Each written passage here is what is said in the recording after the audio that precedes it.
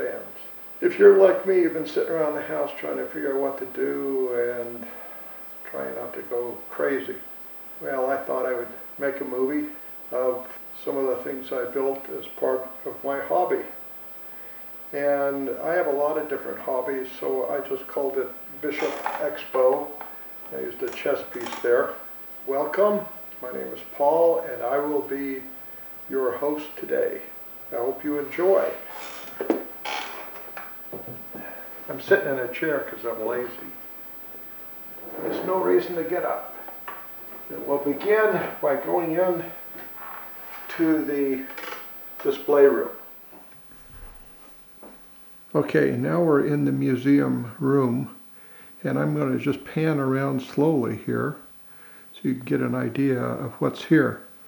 First off, we have the display case, which runs all along the south wall in this room.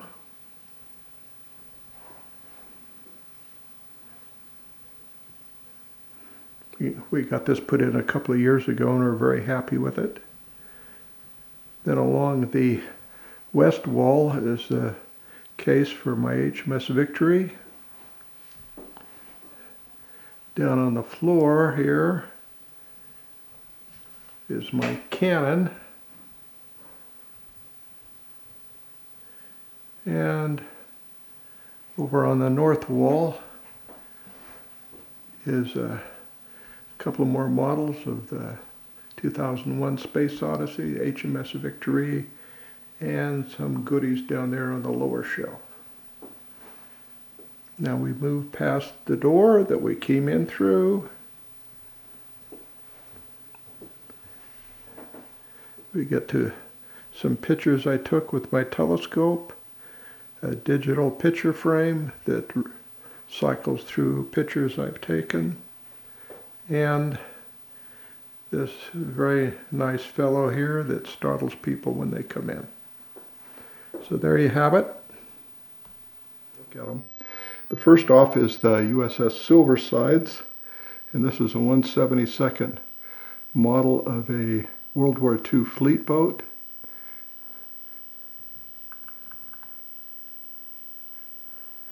Which is pan down and you can get an idea of that.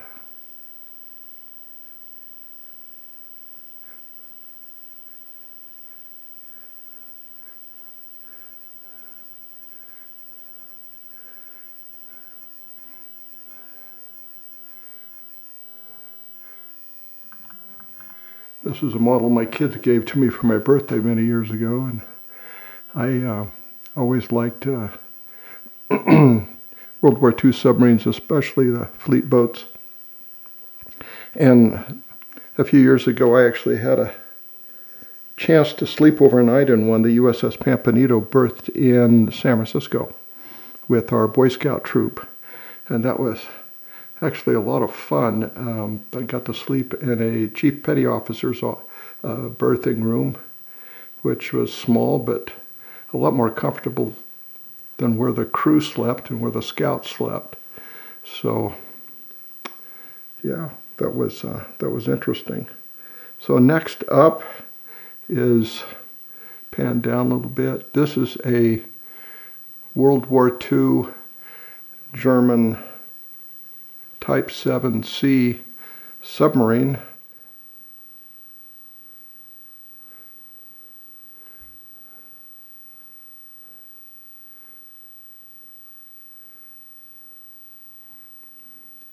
This has the added interior to make it functional for radio control, so that has a receiver in there and a small cell phone battery and bladders that fill with air and deflate, and little motors for the propellers. And I can actually submerge, which I did in California in our neighbor's pool several times, and it can actually submerge really well. Coming back up a time or two didn't work so well, so I haven't run it in quite a while, but it's kind of cool and pretty heavy. Okay, I'm going to pause this for a second. Okay, this is a shadow box with some of my dad's stuff in it.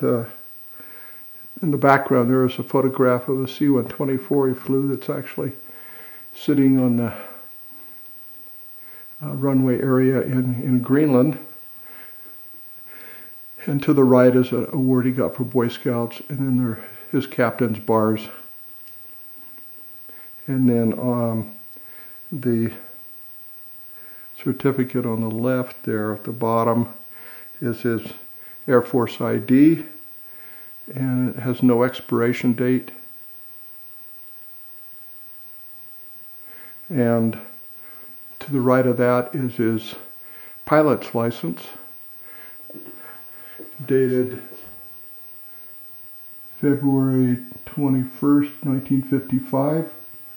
And it says he's rated for multi-engine right there. So that's nice to have. My model of the privateer Rattlesnake that took part in, well, this is the model of the one that took part in the Revolutionary War. And it's dated 1780 here, Plymouth, Massachusetts.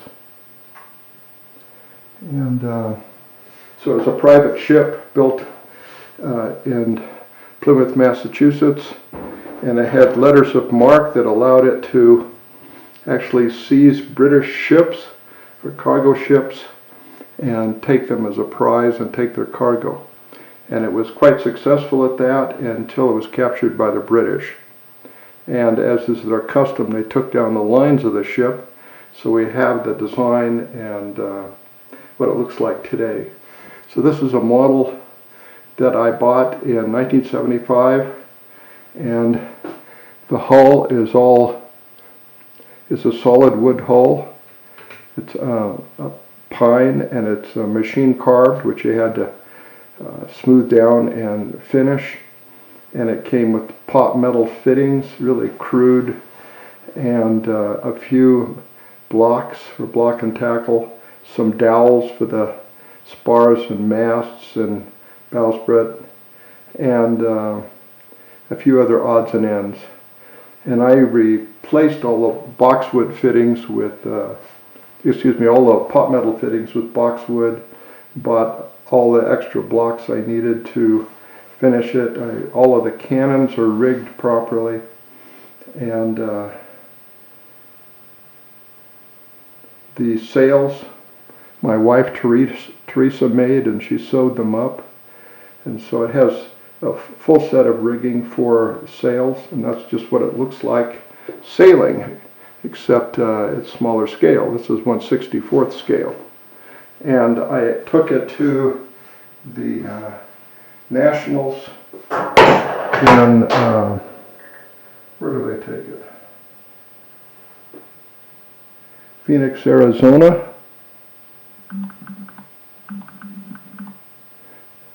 2018, where it got a,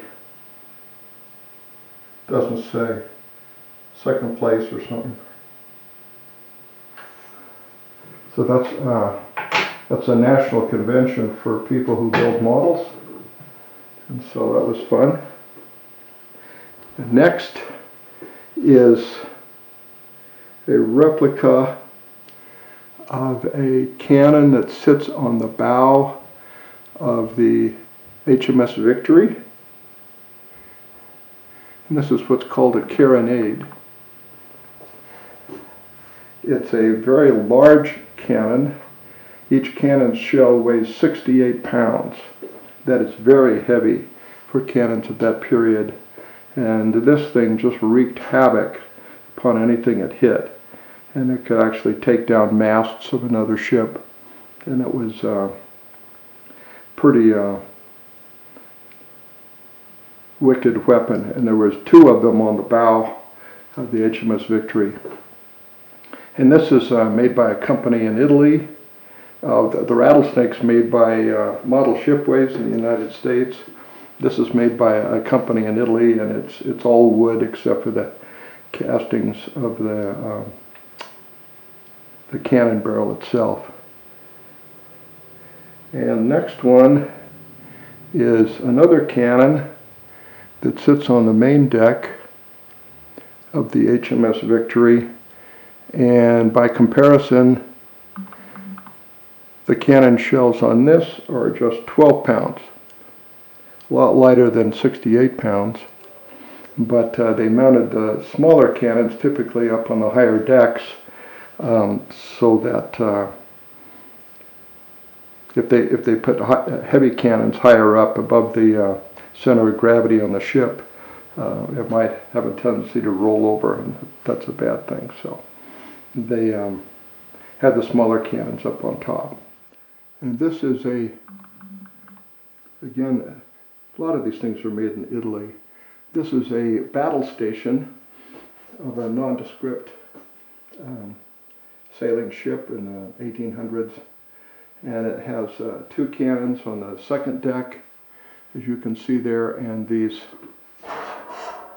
are the cannons down here, and here are some of the hammocks that the gun crew slept in. You can see here are implements used in charging and cleaning the cannons, are hung from the ceiling, and there's various barrels and things here for handling the cannons for gunpowder and whatnot. And here's another cleaning item here. Over here you can see some of the cannonballs. And back up a little bit, let's see.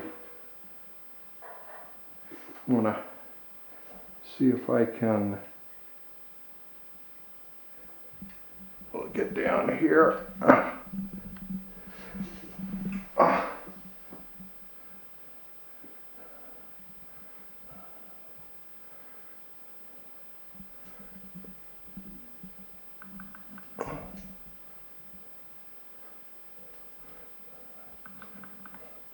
See if you can see the table in there.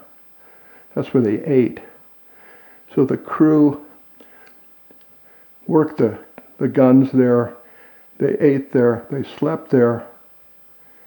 That was a hard life, but they got food every day, and they had a place to sleep and shelter, which was oftentimes a better living situation than they would have had ashore in England at the time, where living conditions were pretty abysmal. And from everybody burning coal, the air pollution was horrendous. And so it's not all bad. And being on a warship, their chances of getting sick, injured, or killed were much greater in the normal day-to-day events than they were in battle, because they didn't go to battle all that many times. But when they did, yeah, death could be pretty tough from flying splinters and things like that. This is a model of the Brigantine Phoenix, and it's not finished yet. I'm working on it right now. And this is made by a company in Russia by the name of Master Korabal, and it's all wood. And the fittings in this and the wood is exemplary. It's really, really nice stuff. And this is a pleasure to build this thing. And I'm just waiting for a set of sails to come so that I can finish rigging it, because the first set of sails that I had for it I ruined. So mistakes are made, and you just go on from there. But this is 1 72nd scale, and the cannon placement models are anywhere from 1/23 to 1/30th scale, so they're much, much larger.